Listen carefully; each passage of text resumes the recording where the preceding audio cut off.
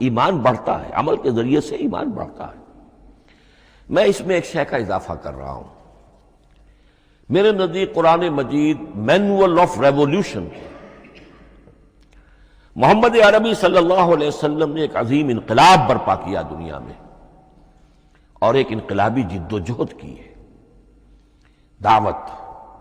دعوت کے قبول کرنے والوں کو منظم کرنا، ان میں سم و طاعت کی عادت پیدا کرنا، پھر ان میں تن من دھن قربان کرنے کا جذبہ پیدا کرنا، پھر ان کا تزکیہ کرنا، ان کی تربیت، پھر جب وہ تیار ہو جائیں تو باطل سے ٹکر، اور اس میں پھر جہاد اور قتال کے مراحل، تاکہ انقلاب آ گیا، اور یہ کہ جاء الحق وزهق الباطل ان الباطل کان زہوقا۔